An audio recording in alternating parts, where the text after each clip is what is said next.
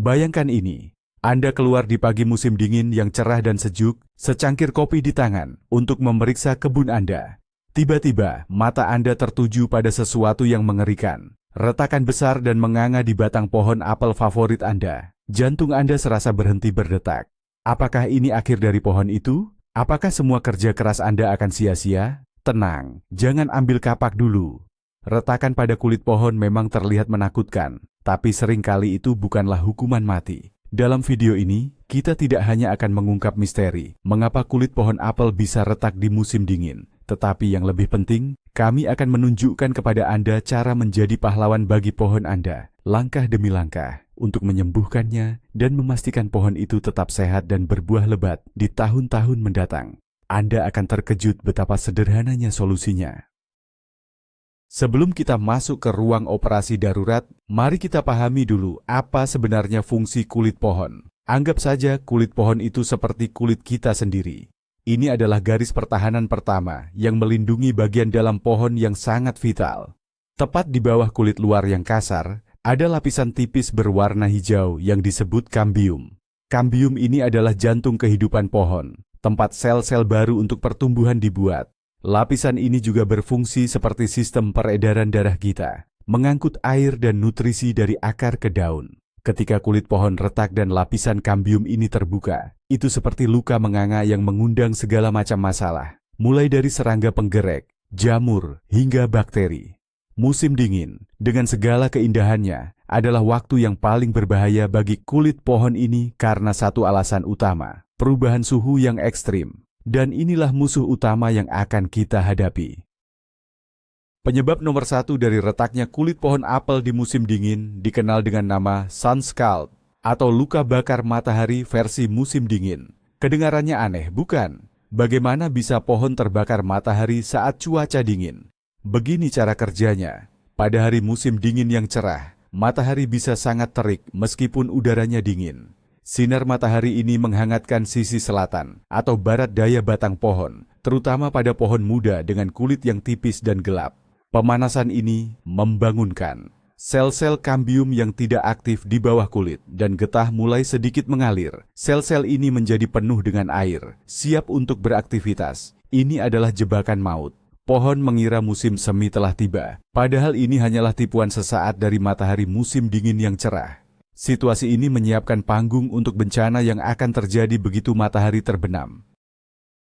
Sekarang, mari kita lanjutkan drama yang terjadi di batang pohon apel Anda. Setelah matahari terbenam, suhu udara anjlok dengan sangat cepat. Suhu yang tadinya di atas titik beku karena sinar matahari, kini bisa turun jauh di bawah nol dalam beberapa jam saja. Apa yang terjadi pada air di dalam sel-sel kambium yang baru saja aktif? Tentu saja, air itu membeku, dan seperti yang kita pelajari di sekolah, ketika air membeku, volumenya mengembang. Ekspansi yang tiba-tiba dan kuat dari kristal es di dalam sel-sel ini memberikan tekanan luar biasa pada kulit pohon dari dalam. Tekanan ini terlalu besar untuk ditahan oleh kulit pohon yang kaku karena dingin. Hasilnya, terdengar suara letupan atau retakan yang keras, dan sebuah celah vertikal yang dalam terbentuk di batang. Itulah momen ketika sun scald terjadi, meninggalkan luka yang menganga. Selain sun scald, ada juga fenomena serupa yang disebut frost crack atau retak beku. Keduanya seringkali dianggap sama, tetapi ada sedikit perbedaan. Jika sun scald disebabkan oleh siklus pemanasan matahari di siang hari dan pembekuan cepat di malam hari, frost crack bisa terjadi kapan saja saat suhu turun secara drastis dan tiba-tiba. Retakan ini seringkali terbentuk di sepanjang titik lemah yang sudah ada sebelumnya pada pohon, seperti luka bekas pemangkasan yang belum sembuh sempurna, kerusakan mekanis akibat mesin pemotong rumput, atau bahkan bekas serangan serangga di masa lalu.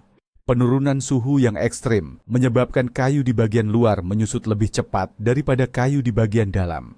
Ketegangan ini akhirnya dilepaskan dalam bentuk retakan yang bisa sangat dalam dan bahkan mengeluarkan suara seperti tembakan senapan di malam yang sunyi.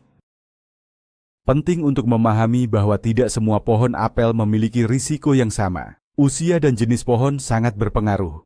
Pohon-pohon muda, terutama yang baru ditanam dalam 1 hingga 5 tahun terakhir, adalah yang paling rentan. Kulit mereka masih tipis, halus, dan seringkali berwarna lebih gelap, yang menyerap lebih banyak panas matahari dibandingkan kulit pohon tua yang tebal, kasar, dan berwarna lebih terang. Selain itu, beberapa varietas apel secara genetik memiliki kulit yang lebih tipis atau lebih rentan terhadap kerusakan akibat dingin. Jadi, jika Anda memiliki pohon apel muda atau varietas tertentu yang dikenal sensitif, Anda harus memberikan perhatian ekstra. Pohon yang lebih tua dan sudah mapan dengan kulit tebal seperti baju zirah memiliki perlindungan alami yang jauh lebih baik terhadap fluktuasi suhu musim dingin yang brutal.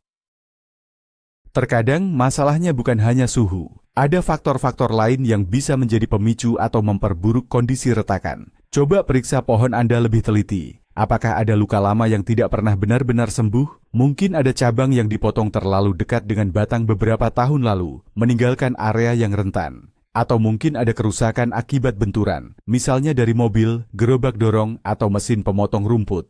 Luka-luka ini adalah pintu masuk yang sempurna untuk retakan beku. Selain itu, kondisi kesehatan pohon secara umum juga memainkan peran besar. Pohon yang stres karena kekeringan di musim panas, kekurangan nutrisi, atau sudah diserang oleh hama dan penyakit, akan memiliki sistem pertahanan yang lebih lemah dan lebih sulit untuk menahan tekanan musim dingin. Baik, jadi Anda telah menemukan retakan. Langkah pertama adalah jangan panik, dan langkah kedua adalah melakukan inspeksi mendalam. Anda perlu menjadi detektif pohon sejenak. Amati retakan itu dengan cermat. Seberapa panjang retakannya, seberapa lebar, dan yang paling penting, seberapa dalam. Apakah retakan itu hanya merusak lapisan kulit luar yang kasar dan mati, ataukah menembus hingga ke kayu yang lebih terang di dalamnya? Cobalah untuk melihat apakah Anda bisa melihat lapisan kambium hijau di tepi retakan. Perhatikan juga lokasi retakan. Apakah itu berada di sisi selatan atau barat daya, yang merupakan lokasi klasik untuk sun scald? Mencatat detail-detail ini akan membantu Anda menentukan tingkat keparahan dan rencana tindakan yang tepat.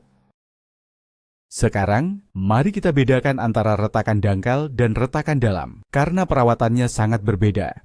Retakan dangkal biasanya hanya mengenai lapisan kulit terluar yang sudah mati. Ini seperti goresan di kulit kita, tidak terlalu berbahaya. Seringkali, pohon dapat menyembuhkan jenis kerusakan ini sendiri tanpa campur tangan manusia. Namun, retakan dalam adalah cerita yang sama sekali berbeda. Ini adalah luka serius yang menembus hingga ke jaringan hidup pohon, yaitu kambium dan bahkan kayu di dalamnya. Luka seperti ini adalah undangan terbuka bagi serangga penggerek batang, jamur pembusuk, dan bakteri penyebab penyakit. Jika tidak ditangani, retakan dalam ini bisa menjadi titik awal dari infeksi yang pada akhirnya dapat membunuh seluruh pohon. Inilah saatnya untuk melakukan pemeriksaan kambium, sebuah langkah diagnostik yang krusial. Ambil pisau saku yang bersih dan tajam. Dengan sangat hati-hati, cungkil sedikit tepi kulit di sepanjang retakan. Apa yang Anda lihat di bawahnya? Jika jaringan di bawahnya berwarna hijau cerah dan terasa lembab, itu adalah berita bagus. Itu berarti lapisan kambium di area tersebut masih hidup dan sehat. Pohon memiliki peluang besar untuk pulih dan menutup luka itu seiring waktu. Namun, jika jaringan di bawahnya berwarna coklat, kering, atau bahkan hitam dan rapuh, itu berarti jaringan tersebut telah mati. Semakin luas area jaringan yang mati, semakin serius kerusakannya, dan semakin sulit bagi pohon untuk menyembuhkan dirinya sendiri. Informasi ini sangat penting untuk menentukan langkah perawatan selanjutnya.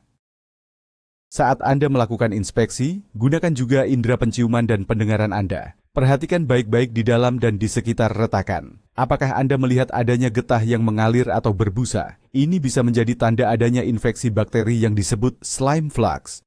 Apakah Anda melihat adanya serbuk gergaji halus yang keluar dari celah? Ini adalah tanda klasik adanya serangga penggerek yang sudah mulai membuat rumah di dalam kayu yang terbuka.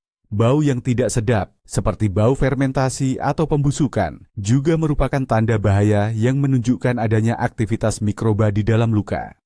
Tanda-tanda sekunder ini menunjukkan bahwa masalahnya lebih dari sekadar retakan fisik. Pohon Anda sekarang sedang berjuang melawan infeksi atau investasi hama. Ada saatnya kita harus mengakui keterbatasan kita dan memanggil bantuan profesional. Kapan saatnya? Pertama, jika retakan tersebut sangat besar dan dalam, dan mengelilingi lebih dari setengah lingkar batang. Kerusakan seperti ini sangat membahayakan stabilitas struktural pohon. Kedua, jika pohon menunjukkan tanda-tanda stres yang parah seperti daun yang layu atau menguning di seluruh bagian pohon, jika masih ada, atau jika ada beberapa cabang besar yang mati. Ketiga, jika Anda menemukan tanda-tanda pembusukan yang signifikan di dalam retakan atau di pangkal pohon, seorang arboris bersertifikat memiliki pengetahuan, peralatan, dan pengalaman untuk menilai kerusakan secara akurat dan melakukan perawatan yang lebih canggih, seperti memasang baut atau kabel untuk menstabilkan pohon jika diperlukan. Jangan ragu untuk berinvestasi pada ahlinya jika keselamatan pohon Anda dipertaruhkan. Oke, jika Anda telah menentukan bahwa kerusakannya bisa ditangani sendiri, saatnya untuk melakukan operasi. Langkah pertama dan paling penting adalah kebersihan. Anda akan memerlukan pisau yang sangat tajam, seperti pisau serbaguna atau pisau khusus untuk okulasi. Sebelum pisau itu menyentuh pohon, Anda harus mensterilkannya. Ini bukan langkah yang bisa dilewati. Anda bisa mengelap pisaunya dengan alkohol isopropil 70% atau merendamnya dalam larutan pemutih. 1 bagian pemutih 9 bagian air selama beberapa menit, lalu bilas dengan air bersih. Mengapa ini sangat penting? Karena Anda tidak ingin secara tidak sengaja memasukkan bakteri atau spora jamur baru dari pisau kotor ke dalam luka yang sudah rentan. Anggap saja ini seperti seorang ahli bedah yang mencuci tangannya sebelum operasi. Sekarang kita akan melakukan teknik yang disebut tracing atau menelusuri luka. Tujuannya adalah untuk menghilangkan semua kulit yang mati, longgar atau sobek di sekitar retakan dan menciptakan tepi luka yang bersih dan halus yang dapat disembuhkan oleh pohon dengan lebih efisien.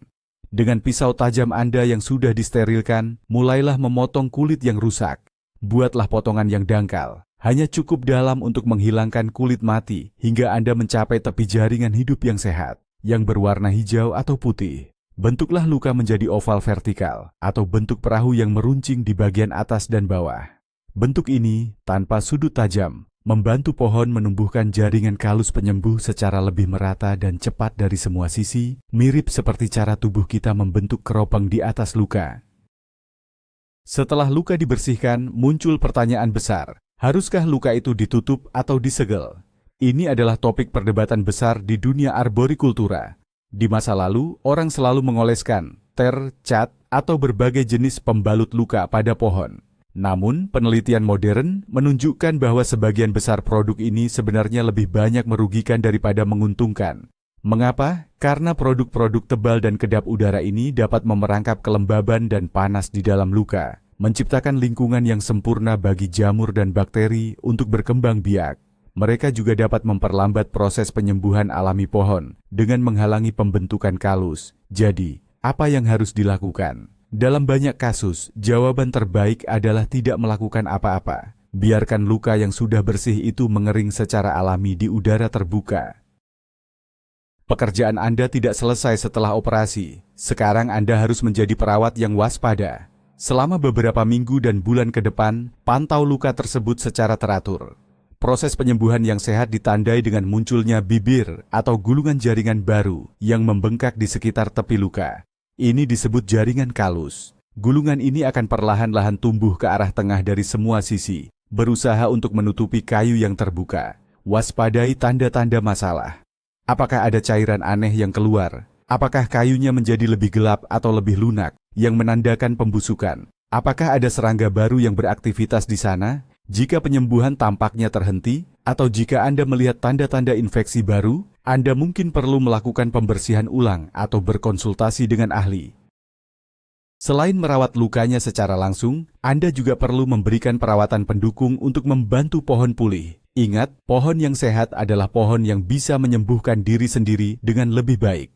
Pastikan pohon mendapatkan cukup air, terutama selama periode kering, bahkan di akhir musim gugur, sebelum tanah membeku. Lapisan mulsa organik setebal 2 hingga 4 inci di sekitar pangkal pohon, tapi jangan sampai menyentuh batang, akan membantu menjaga kelembaban tanah dan mengatur suhunya.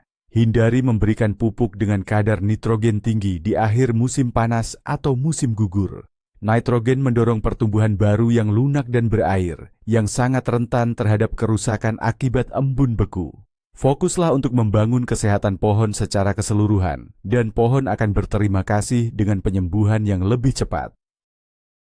Setelah Anda berhasil merawat luka, Anda tentu tidak ingin hal ini terjadi lagi tahun depan. Jadi, mari kita bicara tentang pencegahan. Dan metode termudah serta paling efektif adalah dengan mengecat batang pohon. Ya, Anda tidak salah dengar. Gunakan cat lateks interior berwarna putih, lalu encerkan dengan air dengan perbandingan 1:1. Mengapa putih? Karena warna putih memantulkan sinar matahari, bukan menyerapnya. Lapisan cat putih ini akan menjaga suhu batang pohon tetap dingin dan stabil sepanjang hari di musim dingin, mencegah siklus pemanasan dan pembekuan cepat yang menyebabkan sunscald. Aplikasikan cat ini di musim gugur pada batang pohon dari permukaan tanah hingga ke cabang utama pertama. Ini adalah cara yang murah dan sangat efektif untuk melindungi pohon-pohon muda Anda.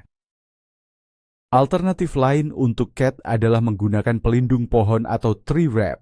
Ini adalah produk komersial yang terbuat dari berbagai bahan, seperti kertas krep, plastik bergelombang, atau kain.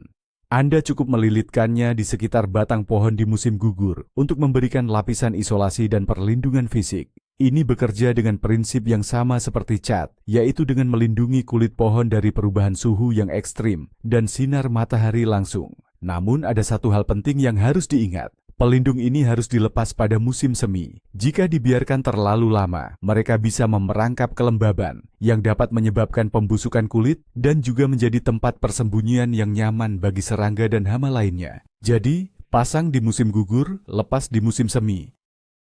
Jika Anda berencana menanam pohon apel baru, pikirkan tentang pencegahan sejak awal. Lokasi penanaman sangat penting. Meskipun pohon apel membutuhkan sinar matahari penuh untuk menghasilkan buah yang baik, cobalah untuk memilih lokasi di mana batang pohon akan mendapatkan sedikit naungan di sore hari selama musim dingin. Mungkin ada di sisi timur sebuah bangunan, atau di dekat pohon cemara yang lebih tinggi yang dapat menghalangi sinar matahari musim dingin yang paling terik di sore hari. Pemikiran strategis saat penanaman dapat secara signifikan mengurangi risiko sunscald di masa depan tanpa perlu melakukan intervensi tahunan. Sedikit perencanaan di awal dapat menghemat banyak pekerjaan dan kekhawatiran di kemudian hari. Membangun pohon yang kuat dan sehat dari awal adalah strategi pertahanan jangka panjang terbaik. Ini semua tentang praktik budidaya yang baik. Lakukan pemangkasan yang tepat saat pohon masih muda untuk mendorong struktur percabangan yang kuat dan seimbang. Pohon dengan struktur yang baik lebih mampu menahan tekanan, baik dari angin, salju, maupun perubahan suhu. Pastikan pohon mendapatkan nutrisi yang seimbang melalui pemupukan yang tepat pada waktu yang tepat, terutama di musim semi. Pohon yang sehat dan kuat secara alami lebih tahan terhadap segala jenis stres lingkungan, termasuk kerasnya musim dingin. Anggap saja ini seperti membangun sistem kekebalan yang kuat untuk pohon Anda. Pohon yang sehat adalah pohon yang tangguh. Terakhir, jadikan pemeriksaan musim dingin sebagai bagian rutin dari perawatan kebun Anda. Jangan hanya menunggu sampai musim semi untuk melihat kerusakan yang terjadi. Kenakan jaket Anda dan berjalan-jalanlah di kebun Anda setidaknya sebulan sekali selama musim dingin, terutama setelah periode cuaca yang sangat dingin atau badai. Dengan melakukan pemeriksaan rutin, Anda dapat mendeteksi retakan baru atau masalah lain sejak dini, menemukan dan menangani retakan kecil sebelum menjadi besar dan terinfeksi jauh lebih mudah dan lebih efektif. Perawatan pohon bukan hanya aktivitas musim semi dan musim panas. Ini adalah komitmen sepanjang tahun. Perhatian kecil di musim dingin dapat membuat perbedaan besar bagi kesehatan dan umur panjang pohon apel kesayangan Anda. Jadi, mari kita rangkum. Retakan menakutkan pada pohon apel Anda di musim dingin kemungkinan besar disebabkan oleh perubahan suhu ekstrem yang liar, sebuah fenomena yang disebut sunscald. Matahari yang hangat menipu pohon Anda, dan malam yang membekukan menghukumnya. Kuncinya adalah jangan panik. Lakukan inspeksi yang cermat, bersihkan lukanya dengan hati-hati menggunakan pisau steril, dan bentuk menjadi oval untuk membantu proses penyembuhan alami. Ingat, dalam banyak kasus, membiarkan luka terbuka di udara adalah lebih baik daripada menutupnya dengan pembalut komersial. Dan yang terpenting, pencegahan adalah obat terbaik. Sedikit cat lateks putih di musim gugur bisa menjadi penyelamat pohon Anda dari siklus kerusakan ini. Anda sekarang memiliki pengetahuan untuk tidak hanya menyembuhkan pohon Anda, tetapi juga melindunginya di masa depan. Terima kasih, banyak telah menonton. Jika Anda merasa video ini bermanfaat, jangan lupa untuk menekan tombol suka, berlangganan, dan bagikan dengan sesama pencinta kebun. Sekarang kami ingin mendengar dari Anda. Apa pengalaman Anda dalam merawat pohon apel yang retak? Bagikan tips dan trik Anda di kolom komentar di bawah.